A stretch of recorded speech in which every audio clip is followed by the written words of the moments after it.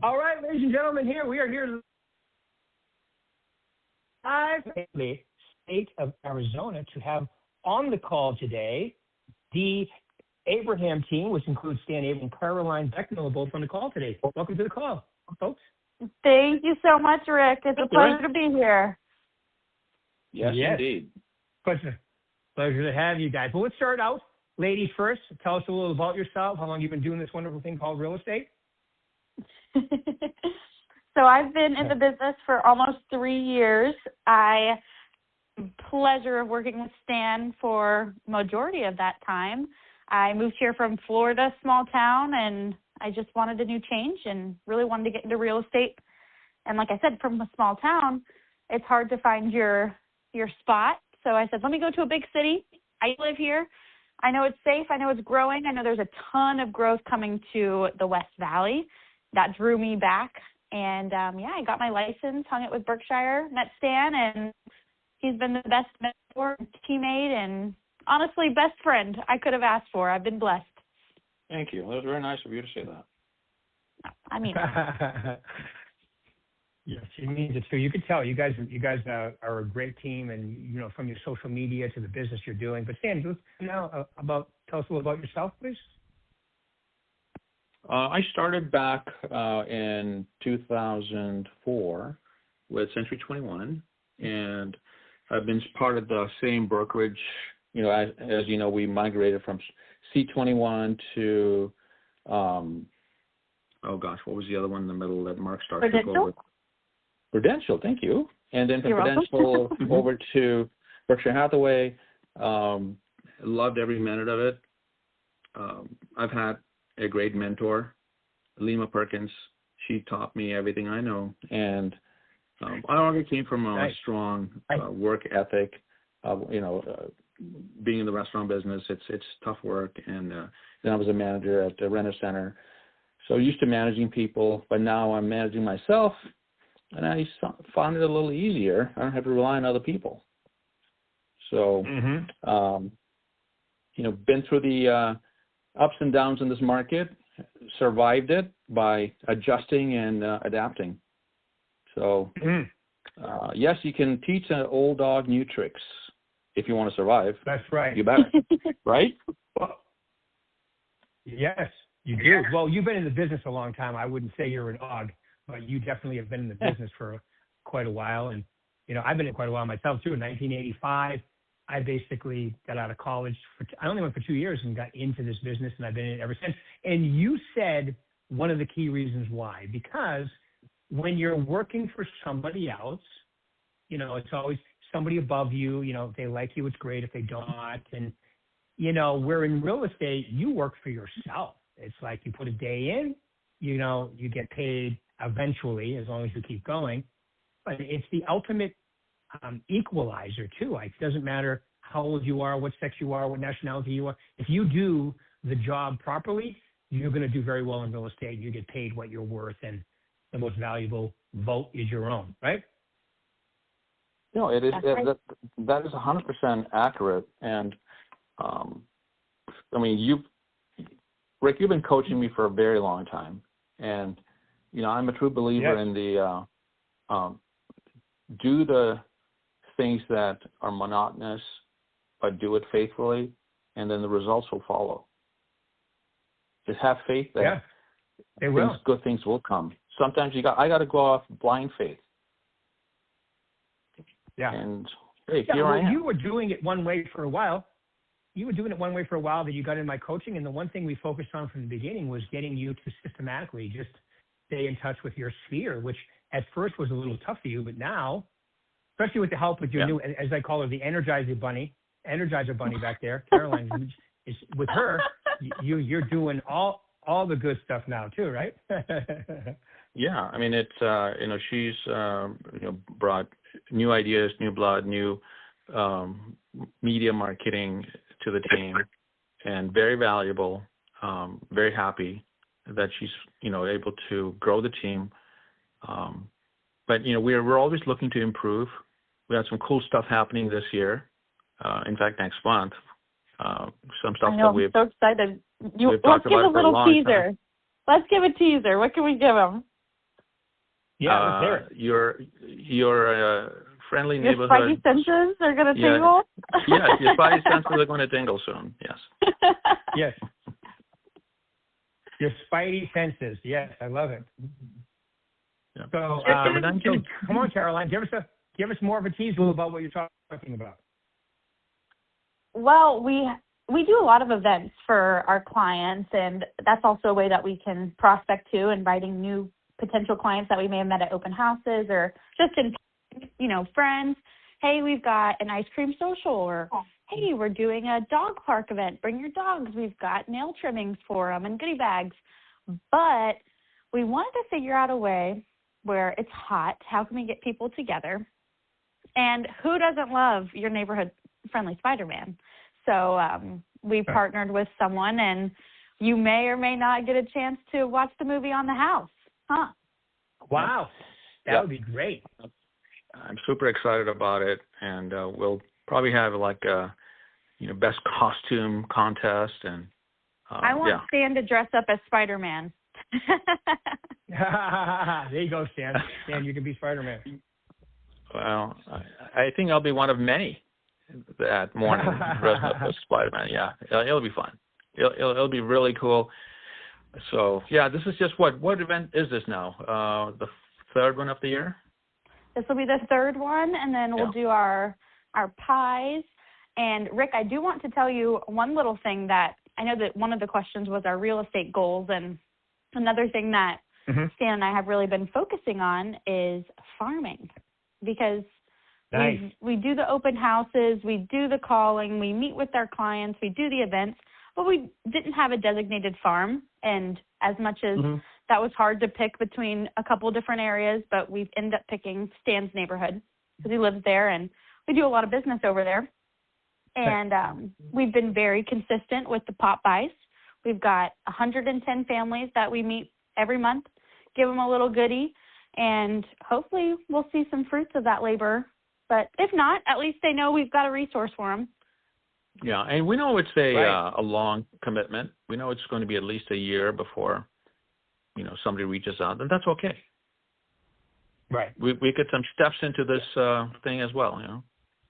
It's well, fun. It's the old you got to Yeah. plant the seeds, right? You got to be, if you're going to be farming, you got to plant the seeds. You got to let them grow, and then so farming is all about turnover in that neighborhood, and just getting a certain percentage of it, and hopefully that percentage will grow. It won't. If you're consistent, it will grow every single year.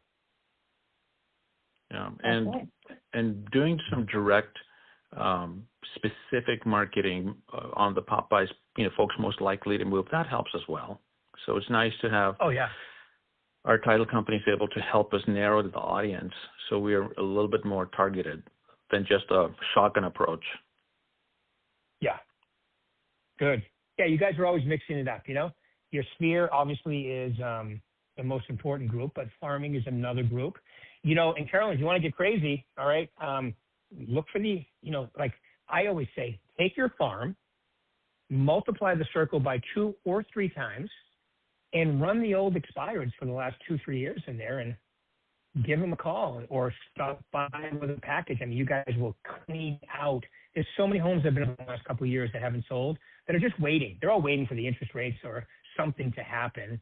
And when the market ignites, because it's steady, it's good. But, in February when it hit 5.99, it went a little crazy. And I think that'll come back when that rate, anything 5 point something, okay, the market will ignite again. And the bigger the pipeline you have, the better the run you're going to go on, so. That's a good idea. So, I mean, I'll look into that. Yeah.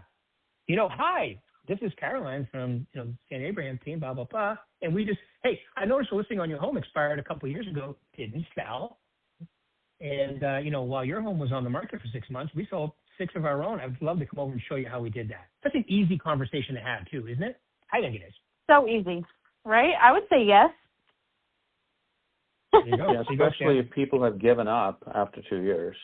I mean, I'm talking about other agents. Yeah. Well, and speaking of other agents, the other great thing about this market, and, it's not great for the company, but it is great for the individual agent like you two guys, is the realtor population is out. The longer this market stays like a normal market and not ballistic like 2020, 2021, if, we had 2.1 million realtors across the country 5 years ago. It's down to 1.4. And the longer the market stays like this, the thinner it will get. And then when the market turns, you know what happens? You always have a couple unbelievable years before the realtor population grows back to a couple million. Happens all the time. Step once, folks. So that's coming too. So, yeah. Well, that'll be interesting to watch because that'll be kind of my first round of realtors getting out and then coming back in. Right. Yeah. Because I'm still new here. You are. 3 years is still. No, you are. And that's good. That's good. It's such a great area to live. I mean, I know July and August is hot. Same with Las Vegas. But the rest of the time, it's really not even that bad. You get used to it, right? Okay. I know, and of course.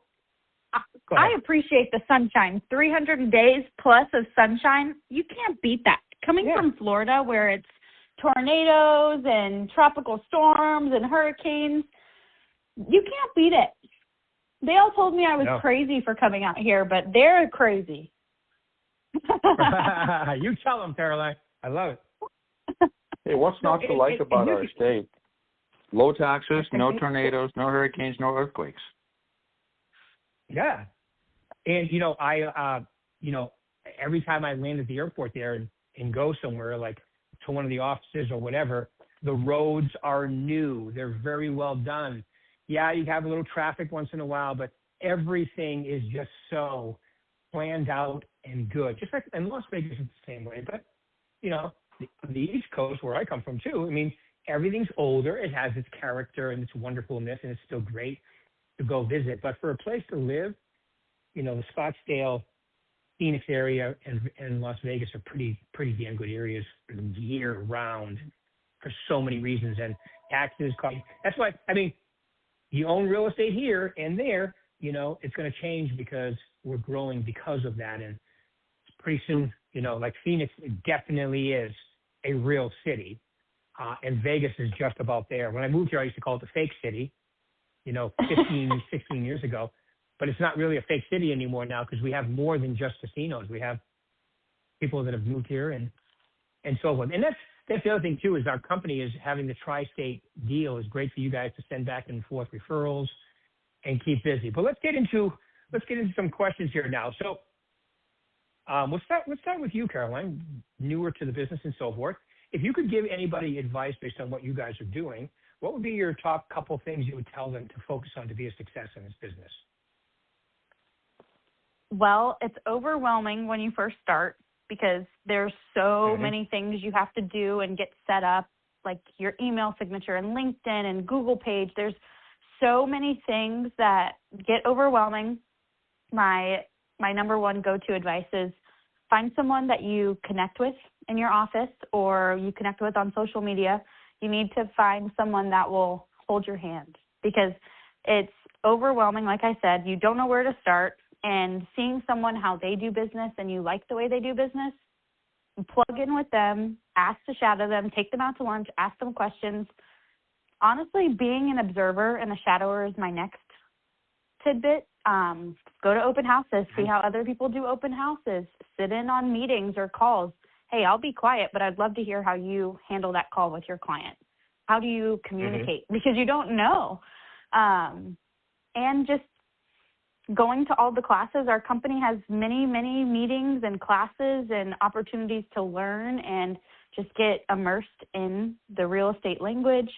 That's by far going to put you ahead by light speeds. Cool. Excellent. I love it. Two really good points. How about you, Stan? We'll go back and forth. How about you? Give us a couple and then we'll go back to Karoline. I would say that, and you talked about this a second ago, is getting your database, people that you know, getting them into a CRM platform and staying in touch with them. Honestly, if I had done that from the first year I was in business, I wouldn't have to work anymore. I mean, we were so busy. Thank God you did it. No, I'm serious. I mean, I was so busy at one point, I would tell, our office up front, I'd tell Katie, hey, Katie, I'm too busy to take phone calls from anybody calling on my listings. Give it to somebody else. It's just silly That's stuff crazy. like that. I wish I had a Mark Stark back then to advise me. Things would have been a lot different. So don't give away your leads. Have a robust CRM system. And that was back when John and I were together, and we were overwhelmed by the amount of business we were getting. Hire somebody. We even had an assistant, and even that wasn't enough. But it was just the two of us. So, keep in touch with folks. But I've got that corrected. We keep in touch with our folks all the time. Email, hard mail, events, all kinds of stuff. So I think that's where the goal is. Your past clients. Right. Well, and referrals from your past clients is right now. Yeah, with the Real Scout coming out, you guys can jump on that right from the beginning. Super excited for Real Scout. I've got a training meeting with Mary Sand, I believe tomorrow on Real Scout. Yep. Good for you. Smart. Which I am excited for. Nice. I don't really know much about Real Scout, but I am excited to learn about it. Yeah, no, it's really good, and you guys will probably want to expand it. The company provides the first 100, and then it's short money to expand it to get to 200, 300, whatever amount of people you want to be nurturing is the new word. It used to be touching, now it's nurturing. Your clients with consistent stuff and so forth. And Dan, that's a great point. The number one thing when I talk to top producers is they say is I would have got my CRM going faster.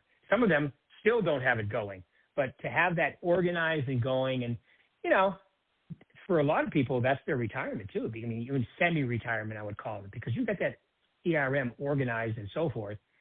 You can survive off what you have in there if you really wanted to. I would never myself, but eventually you can get to that point.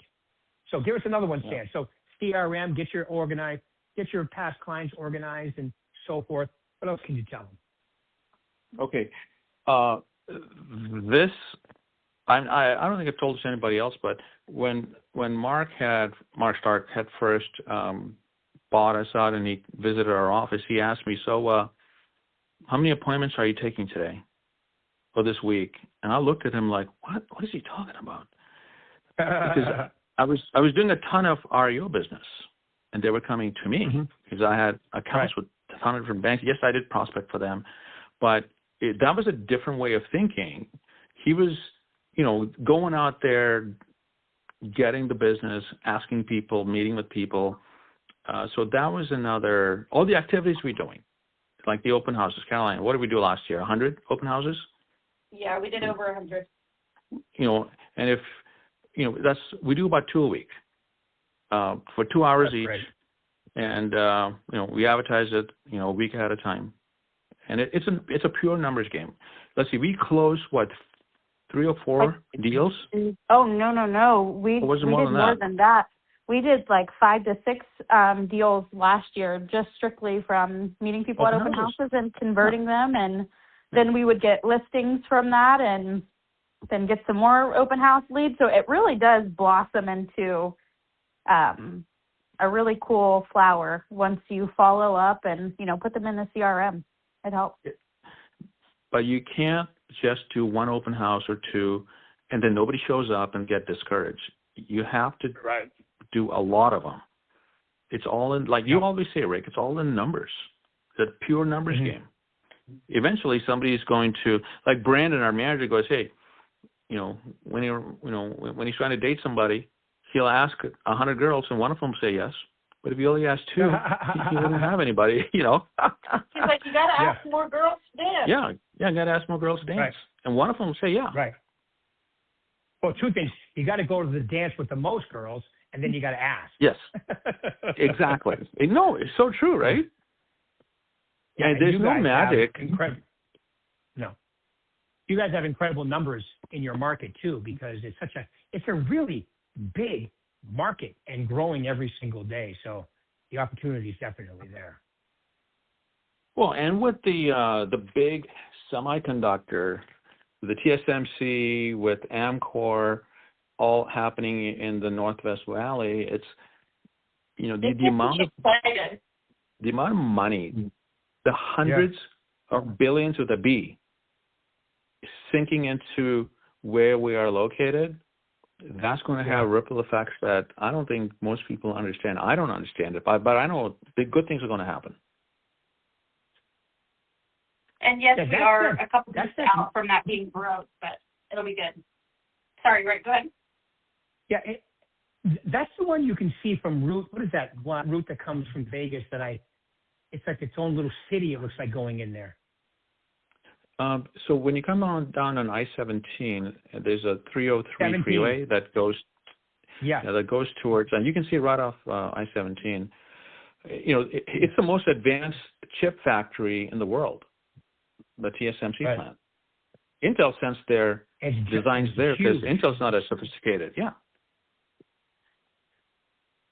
When do all those people start working there? Fab number 1 is already under production. I mean, people are working there. Number 2, people should be working on that. They're building number 3 and then more. They're going to have over 10 fabs there.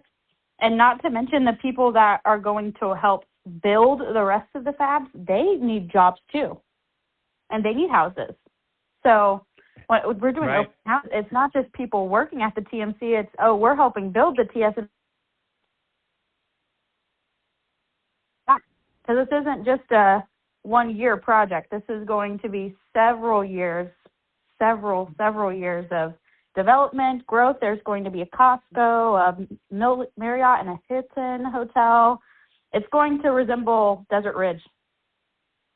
Nice. I tell people that Chandler is where, it's in the Far East Valley, is where Intel set up their plant.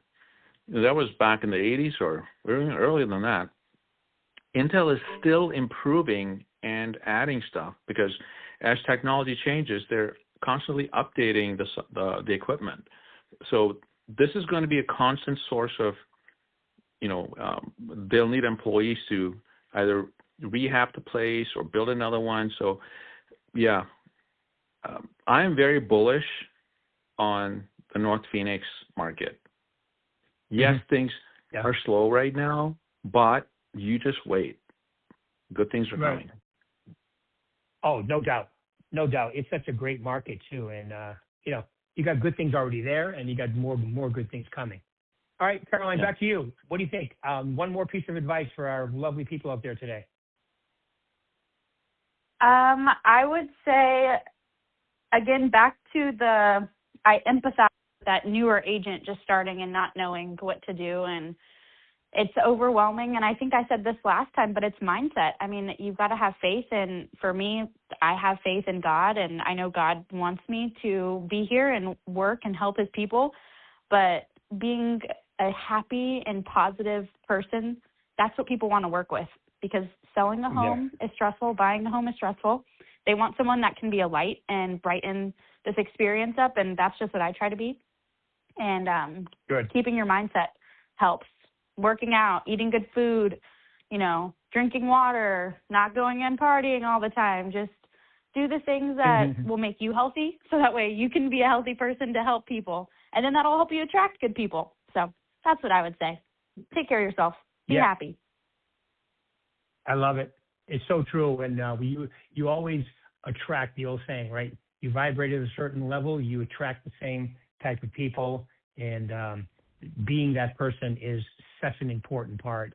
Being the positive influence and your faith and all that's incredibly helpful and wonderful. I agree 100%.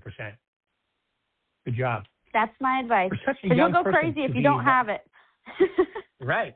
I agree. All right, Sam, one more from you, and we're going to wrap it up. One more from you. Let's hear it. Don't be a transactional agent.